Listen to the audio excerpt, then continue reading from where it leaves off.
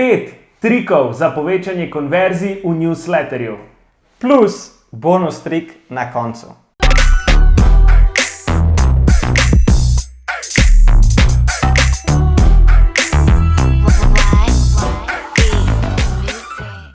Dober dan, dobrodošla v novi oddaji Point Out Weekly. Tako kot vse prejšnje oddaje si lahko tudi to oddajo poslušaš oziroma ogledaš na Facebooku, YouTubeu, naši spletni strani in pa jo poslušaš v obliki podcasta na iTunes, Stitcherju, Soundcloudu in vseh ostalih, skoraj karkoli si zamisliš, teh podcast agregatih. In pa v tej priložnosti bi še eno zahvalo dal podcasti.si, ker so nas uvrstili med slovenske podcaste in tako pripomogli k prepoznavnosti našega podcasta. Danes bova z Nejcem govorila o 5 trikih za povečanje konverzij v newsletterjih oziroma pač elektronskih sporočilih, ki jih pošiljate. Tako. In danes ne bi toliko posvečala tistim zadevam, ki so dosti straightforward, ki so dosti logične, ki jih morate upoštevati v samih mailingih, ki jih pošiljate oziroma pošiljaš. To je na primer ena čistaka personalizacija. Vedno je zelo pomembno, da ne govorimo našega prejemnika e-maila z imenom. Potem zelo pomembno je, da izhajamo iz res tiste dodane vrednosti, da se vprašamo, kakšno uporabno vrednost lahko prejemniku ponudimo. Če tega ne moremo na nek način zagotoviti, ne si razbijati glave pa iti na vse pretege v sam e-mailing.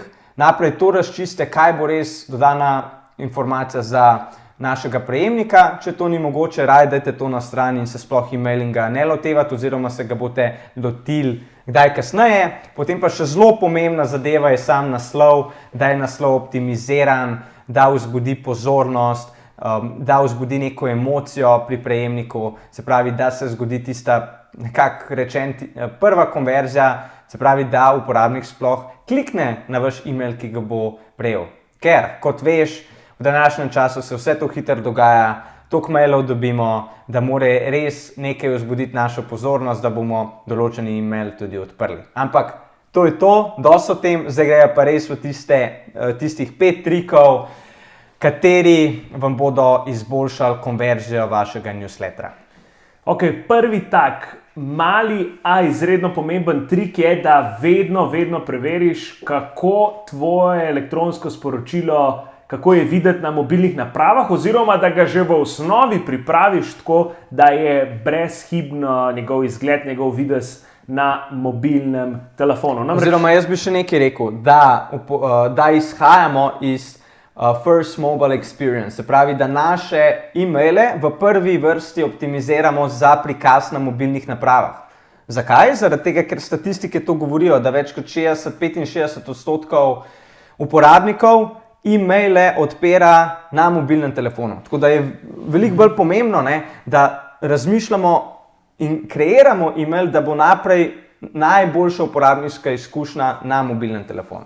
Ja, točno to.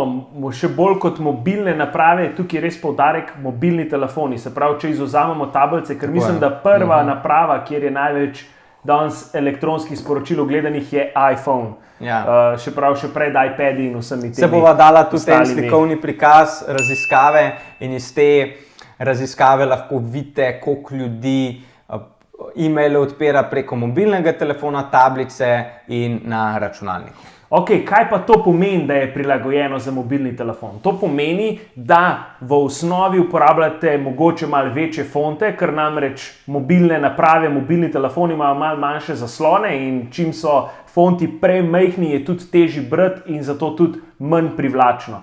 To tudi pomeni, da so jasno označeni linki, CTR, se pravi gumbi in tako dalje, vse te pozivi k dejanju, bomo rekli po slovensko, da je to res jasno označeno, namreč tukaj moraš biti pozoren, ne malkrat se je že zgodilo, sem že videl na lastne oči, da je neki na desktopu, recimo nek link obarval tako, kot smo se ga želeli, se pravi, da je bil drugačen od ostalega teksta, medtem ko na mobilnem telefonu ga je pa recimo samo podčrtali ali pa samo naredili drugačno barvo, in to včasih ni dovolj za uporabnika, če ni dovolj jasno izpostavljeno, da gre res za link. Je pa na te linke med tekstom do precej nekega klikanja in je fino se temu posvetiti. In mogoče še ena zadeva je seveda tudi slike in vse ostale zadeve, ki so slikovno gradivo, ki je znotraj jedra elektronskega sporočila, je fino, da ni pretežko, bomo rekli po slovensko, oziroma da velikost datotek ni prevelika,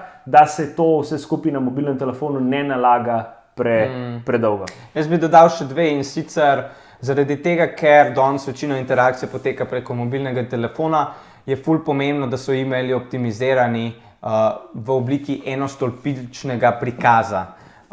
Se pravi, ta oblika je tudi vedno bolj priljubljena pri kreaciji e-mailov. Seveda, nek agregator e-maila oziroma vmesnik bo že sam responsive design omogočil, ampak po najinih izkušnjah je vedno več e-mailov danes prilagojeno za enostolpični prikaz tudi na desktop računalnikov. Zaradi tega, ker s tem podajamo eno informacijo naenkrat. Druga taka zadeva je pa, da bo tudi sam naslov optimiziran za prikaz na mobilnem telefonu, in tukaj se priporoča, da se uporablja 30 do 35 znakov. Pa mogoče vključi še kak emoji, ko že ravno govorimo o mobilnih telefonih, glede na to, da jih veliko uporabljamo in tudi vsi te, kako se temu že reče, programi za pošiljanje elektronskih sporočil oziroma ta software to tudi že po večini omogoča, podpira, tako da lahko to tudi sprobaš. Naslednja točka, testiranje. Tako, AB testing, testiranje. Ok, zakaj je to fino, zakaj je to v redu? Zato, ker včasih ne moramo vedeti na prvo žogo, recimo, kater naslov bo bolje deloval, A verzija, B verzija, zato nam po večini ponudniki, programi za pošiljanje elektronskih sporočil omogočajo, da lahko to testiramo, kako to deluje. Običajno na začetku v nekaj urah 30 do 40% uporabnikom pošle polovično eno verzijo, polovici drugo verzijo, in tista, ki zmaga, se pravi ostalim 60% pa potem pošlje zmagovalno. Kaj vse lahko testiramo? Nejc, boš kar ti. Jaz bi šel še korak nazaj. Ti si se zdaj že direktno dotaknil dotičnega e-maila. Lahko... Si rekel, da ne smejo biti predolgo. Ja, res je. Lahko testirate tudi še ne posamezen e-mail, kakor je Zoran zdaj razložil, ampak sploh ob katerem času e-mail pošiljati, kateri dnevi so najboljši, kakšna struktura e-maila je najboljša. Se pravi, to je tista prva faza, da sploh vi veste, kateri e-maili vam bodo najbolj učinkovali. Potem, če pa gremo na raven posameznega e-maila, je pa to pomembno, kar je ravnokar Zoran govoril. In tukaj lahko testiramo od naslovnega sporočila do CTA gumbov, kakšen je tekst v teh CTA gumbih, kakšna je na vse zadnje tudi barva, čeprav se bomo nekako tukaj poskušali držati našega CGP-ja, potem slike, katere slike bodo bolj učinkovale, ali ima naš e-mail video ali ga nima, o tem bova še malo v nadaljevanju govorila in tako naprej. Mogoče, ko so že ravno govorila o času, še dve zadevi, da bi izpostavil. Nekateri ponudniki tudi omogočajo, da lahko, če imate uporabnike iz več časovnih pasov, da ne pošljete vsem istočasno, ampak nastavite uro recimo 10 zjutraj in se glede na uporabnikov časovni pas pošle, ker namreč določene ure so boljše kot druge ure. In to je ta druga točka, ki jo želim izpostaviti. Če bi tako čez palce rekla, kateri dnevi so najboljši in ure, se običajno izkaže, da so nekje torek, sreda, četrtek, mislim, da celo četrtek je tisti med boljšimi, in pa zdaj odvisen je od vsebine, ampak običajno bolje delujejo dopoldanske ure kot neke popoldanske, za nek e-commerce in tako naprej so pa tudi konci tedna, vikendi zelo v redu. Ok, naslednji trik, ki ga priporočava, je uporaba double opt-in sistema. Kaj to pravzaprav pomeni? Da nek uporabnik, ki se bo želel naročiti na vaš e-mailing, bo moral svojo izbiro tudi potrditi. Se pravi, če on vnese e-mail na strani, klikne potrditev, da potem preko e-maila dobi dodatno sporočilo in da potem tudi tam potrdi svoj e-mail oziroma se naroči na prejemanje. Zakaj je to dobro? Zaradi tega, ker veliko uporabnikov se pri vnosu svojega e-maila lahko tudi zatipka, ampak to pomeni, da bo uporabnik vsem končal na vaši e-mailing listi, če tega sistema ne boste uporabljali. Kar pomeni, da vam bo posledično open rate zniževalo, se pravi odprtost vaših e-mailov, konverzije in tako naprej. Pri double opt-inu seveda lahko potem pričakujete, da boste posledično dobili manj uporabnikov, ker bodo mogli še eno potrditev narediti, ampak posledično pa lahko od teh uporabnikov pričakujete potem večjo interakcijo in to se bo potem tudi poznali na vaših rezultatih, ki so v osnovi, če jih primerjamo z single opt-in načinom, večji oziroma boljši. A se misliš še kaj povedati pri tej točki? Ne. Mogoče, če se navežem že kar na naslednjo točko, pa uporabim double opt-in kot izhodišče, ker namreč naslednja zadeva, ki bi jo želela izpostaviti, je to, da se poskušaš izogniti spam in pa promotions mapi, predvsem, ko govorimo o Gmailu. Lahko double opt-in izkoristimo tudi zato, da takrat ljudi, ko morajo potrditi elektronsko sporočilo, jih namreč pozovemo, da naša elektronska sporočila premaknejo iz promotions mape v glavno mapo in to, čisto kako ne rečem, to fazo uporabimo tudi za ta poziv in se nekako poskušamo temu izogniti. Več razlogov je, zakaj e-maili letijo v eno izmed teh dveh map, tako spam kot promotions. Mogoče promotions je tista težja za ugotoviti, ker namreč tudi Google je v interesu oziroma Gmailu interesu, da dejansko elektronska sporočila od podjetij hodijo tja, ker oni verjamejo, da je uporabniška izkušnja boljša, če ima uporabnik nekako na eni listi vse te maile od podjetij. Pa začnimo najprej pri spamu. Kaj je značilno, kdaj maili letijo v spam? Takrat, kadar je nekako nesorazmerje med tekstom in pa slikami, kar pomeni, da je v jedru sporočila ogromen slik in zelo, zelo malo teksta. Da potem te slike nimajo recimo alt opisa, da v končni fazi se naš e-mail nahaja na neki blacklisti, da naša domena ni verificirana, pa preden tudi Nate še navrže mogoče še kak razlog, bi tukaj kar na tej točki omenil, da obstaja eno super orodje, Mailer Tester sva rekla, ne? Tako je, bova dala tudi link. Bova dala link, kamor lahko pošlješ svoje sporočilo in on naredi en tak zelo lep check, kaj vse ti manjka, da se zmanjša ta verjetnost, da tvoj mail leti v spam. Tako, jaz bi pri prejšnji zadevi, ki si jo razlagal glede teksta in slik, dodal še sledeče. Ne se preveč igrati z različnimi fonti teksta. To je zelo pomembno, ker če se boste različne barve preveč uporabljali, različne velikosti teksta, se pravi, normalno je, da uporabite nek naslov in potem generalni tekst, ampak ne pa 5-10 različnih opcij, ker s tem bo ponudnik, email provider, ponudnik e-mailov to zaznal kot spam in bo vaš e-mail šel direktno v spam. Tako da to je res tista ključna zadeva, ki ne smemo delati. Potem tudi ful pomembno je, da sploh uporabljamo prava in lastna imena, s katerih pošiljamo e-maile. Naprimer, veliko podjetij uporablja, predvsem jaz to opazujem pri kakšnih letalskih družbah, no reply, afna mail. To ni v redu, zaradi tega, ker spet s tem se poveča možnost, da e-mail konča v spam mapi. Seveda, ko se nekam naročimo, potem tudi mogoče gremo to mapo prečekirati. Ampak velikokrat pa tudi tega ne naredimo in zato je zelo pomembno, kaj lahko mi kot podjetje naredimo, da se tej možnosti čim večkrat izognemo. Jaz velikokrat rečem, da če te zanima, kaj moraš narediti, da tvoj mail ne pristane v spamu, je pejti svojo mapo, spam mapo odpreti in pogledati, kaj vse je tam končal in hitro dobiš idejo, kakšna sporočila. Dobro si to rekel, ja. Jaz bi še eno zadevo rekel, če boste tukaj vložili tisti čas in res se posvetili, da vaš e-mail ne pride v spam mapo, boste s tem veliko bolj efektivno vaše kampanje izvali. In to je s parimi temi triki, se lahko to zelo enostavno naredi. Seveda je možnost, da bodo pri nekaterih še vedno končali, ampak s tem bodo vaše kampanje veliko bolj efektivne in hkrati posledično bodo sredstva, ki jih vlagate v email marketing, veliko bolj porabljena.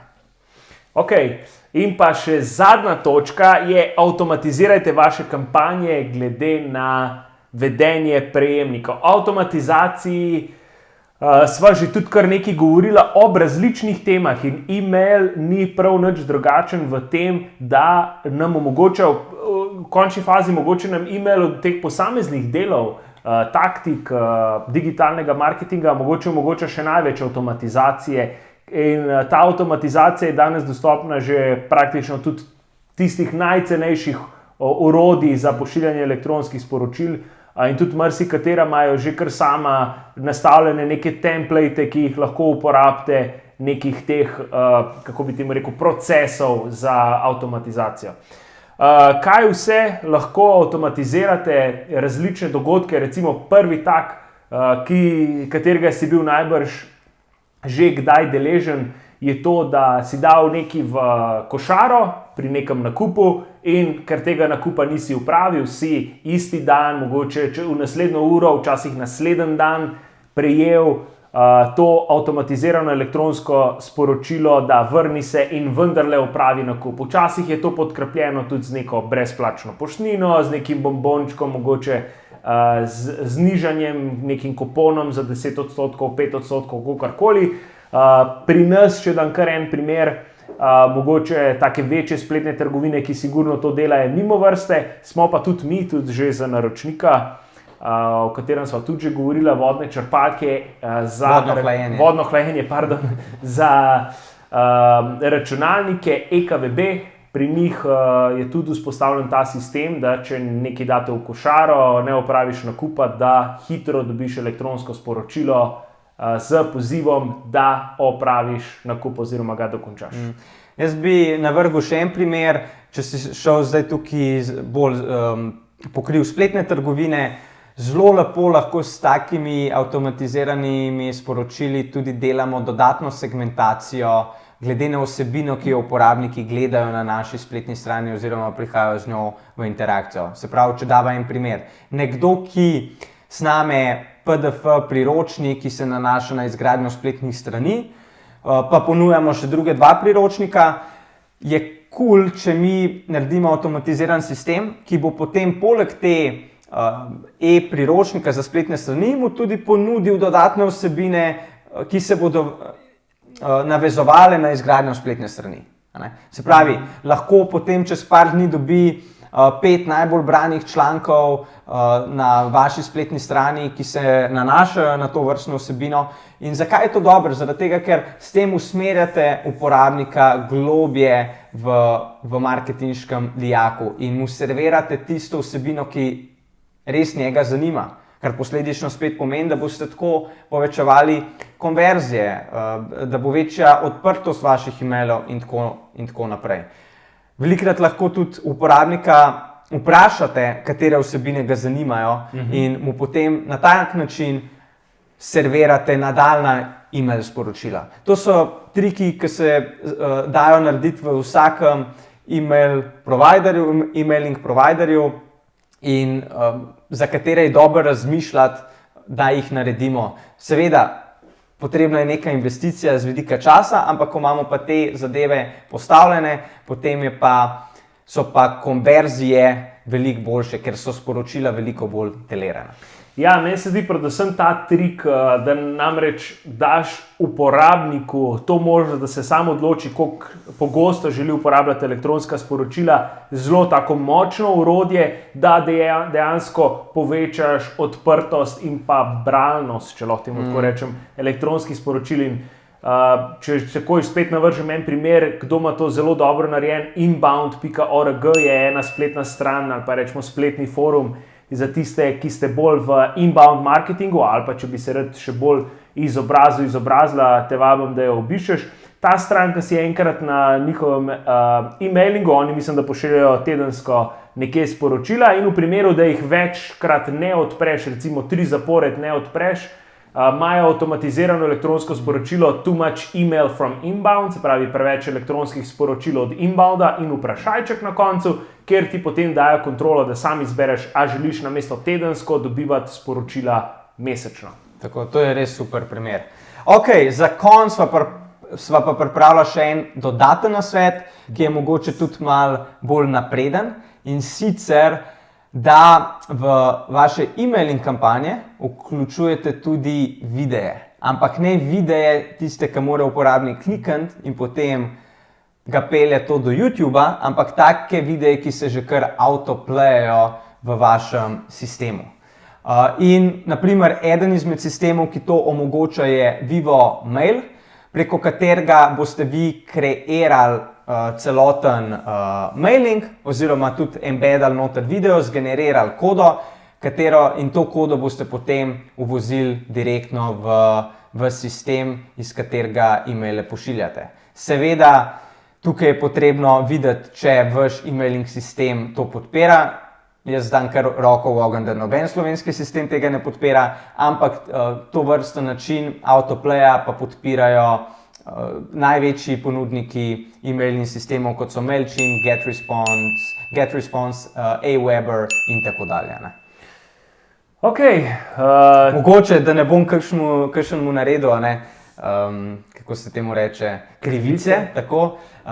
Mogoče tudi kakšen izmed slovenskih ponudnikov to omogoča ali pa celo samo omogoča, da je razvil tako tehnologijo, ampak nažalost z njo še nisva seznanjena. Tako je. To je bilo to za danes. Nekaj sva še pozabila omeniti. Če te zanimajo vsi te linki, da naj poslušaš trenutno preko podcasta, si lahko vse linke in pa tudi celotno opis oddaje prebereš na naši spletni strani pointout.si/weekly54. Torej, vedno se konča z weekly in pa številka oddaje, v tem primeru weekly 54. Če imaš kakršnakoli vprašanja za naju, bova z veseljem odgovorila. Napiši spodaj v komentarje, če naju poslušaš na iTunes, nam daj eno petko in pa se vidimo naslednjič, ko bova govorila, kako uspešno reciklirati vsebine preko digitalnih kanalov. Adijo. Se vidimo, čau.